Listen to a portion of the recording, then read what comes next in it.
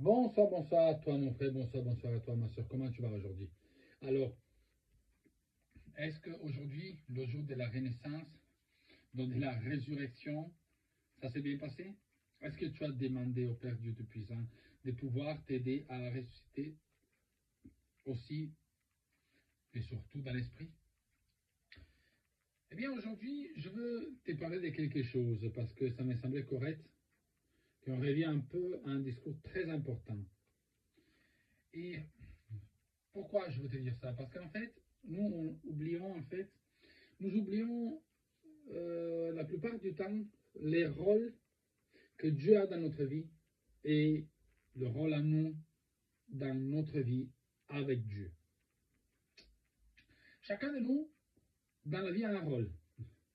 Donc ça veut dire quoi? Que ce rôle doit être respecté. Nous, en étant enfants de Dieu, on doit respecter Dieu en tant que notre Père, comme Dieu notre Père nous respecte en tant que ses enfants. Pourquoi? Parce que le respect de quoi? Va de ton environnement, le respect va de ta position, le respect de ce qui tu es. Même au niveau spirituel, c'est très important. Ça veut dire quoi? Que si tu es un enfant de Dieu, tu dois respecter ta position. Tu dois respecter ce qui tu es. Je ne veux pas dire je suis enfant de Dieu, après je marche dans le monde des ténèbres. Je te prends un exemple. Si tu es marié ou tu es en couple, tu ne peux pas appeler chérie une autre personne en dehors de ton chéri. Même chose pour toi, mon frère. Tu ne peux pas appeler chérie une personne en dehors de ta chérie. Tu ne peux pas appeler femme une personne en dehors de ta femme. Et toi, homme, tu vas appeler, toi, femme, tu vas appeler homme un autre homme s'il n'est pas ton homme à toi, si ce n'est pas ton mari. Pourquoi? Parce que chacun de nous a son rôle. Si tu gardes ton rôle d'enfant de Dieu, qui va te faire du mal? Qui va dire le contraire?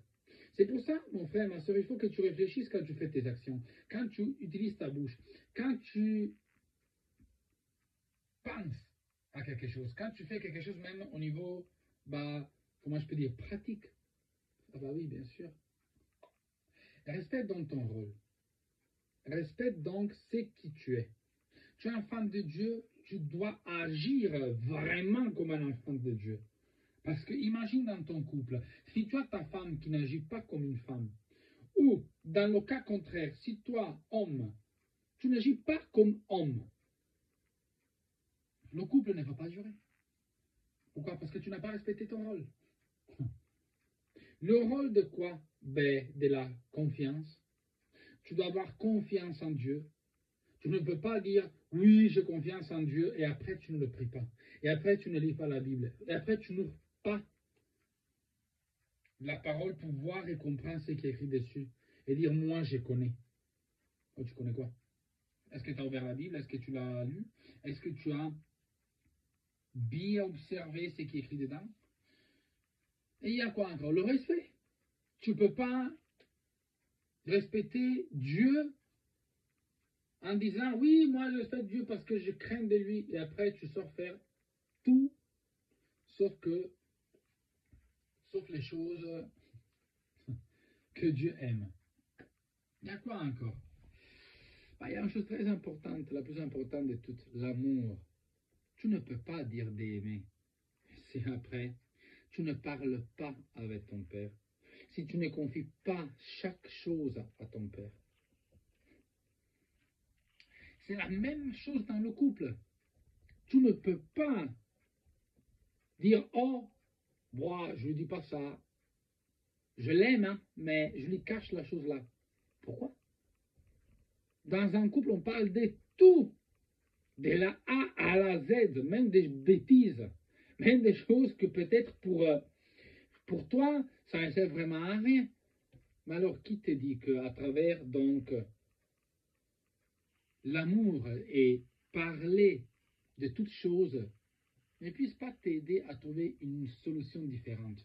ou que ça ne puisse pas t'aider à trouver la meilleure route, ou que bah, ton partenaire ou ta partenaire peut te dire attention, parce que ça ne va pas. La même chose avec Dieu. Dieu est ton partenaire de tous les jours. Il n'est pas que ton père. Hein. Il n'est pas que le Dieu Tout-Puissant, le Dieu des armées, l'Alpha, l'Oméga, Adonai, El Shaddai, Elohim. C'est pas juste que ça. C'est aussi ton complice. Ben oui. Vous formez une équipe. Rappelle-toi ça. Ah oui, si, c'est pour ça qu'après, il y a Jésus-Christ qui entre en jeu. C'est pour ça qu'il y a l'Esprit qui entre en jeu aussi. Ben, c'est ça. C'est pas un camarade hein, que je dis, ouais, frérot, ça va, ouais, donne-moi le 5, ouais, wow, wesh. Non, c'est pas un camarade, bien sûr, mais c'est ton complice. C'est quelqu'un avec qui tu peux parler sans arrêt et sans filtre. Que tu peux lui dire tout ce que tu veux. Parce que si tu essaies de cacher les choses, à part que tu n'y arriveras pas parce que Dieu lit dans ton cœur. Mais Dieu prend ça comme une chose mauvaise. Pourquoi? Parce que tu n'oses pas ouvrir ta bouche, tu n'oses pas prier, tu n'oses pas ouvrir la Bible, tu n'oses pas, mais par contre, tu ouvres ta bouche, tu fais des choses qui ne vont pas la peine, qui n'appartiennent même pas à Dieu. Et après, comme d'habitude, tu te plains que, eh, mais de toute façon, moi j'écoute, oui, moi j'essaye, ouais, mais ça ne marche pas. Mais pose-toi une question, mon Dieu. Pose-toi une question. La complicité qu'il y a dans un couple. La complicité d'un partenaire dans un couple. Bah, tu dois l'avoir surtout avec Dieu. Sois partenaire de Dieu. Sois complice de Dieu. Et après, tu verras qu'il n'y aura rien et personne qui peut t'arrêter. Je vais dépasser cet enseignement. Pourquoi? Parce qu'aujourd'hui, je sais qu'il y a beaucoup de personnes comme toi, mon frère ou ma soeur, qui n'arrivent pas trop à choisir le bon partenaire. Non, tu n'arrives pas à choisir Dieu comme ton partenaire, mais tu choisis le monde des ténèbres. C'est pour ça, moi, je te dis, laisse tomber, laisse tomber, laisse tomber, laisse tomber. Tu ne peux pas te proclamer enfant de Dieu, après tu fais tout le contraire. Fais une chose, sois complice de Dieu. Fais de ton partenaire Dieu. Et tu verras que même dans ton couple, ça ira mieux. Mais si toi, tu fais les choses en cachette, tu ne veux pas dire, tu ne veux pas parler, tu veux faire, même aussi dans ton couple, hein, ça ira pas. Non. Commence à demander pardon. Commence à dire, ouais, je suis désolé. Ouais, commence à reconnaître tes erreurs. Prends un peu d'humilité. Pardon. Prends un peu de crainte de Dieu. Prends un peu et ta personne et essaye de voir ce qui ne va pas. Et surtout, commence à partir de maintenant à changer vraiment.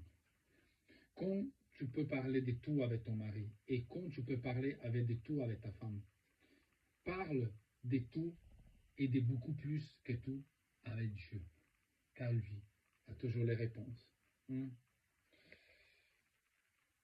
Je veux, avec ce message, te souhaiter une excellente nuit dans la paix du Christ, dans l'amour du Christ.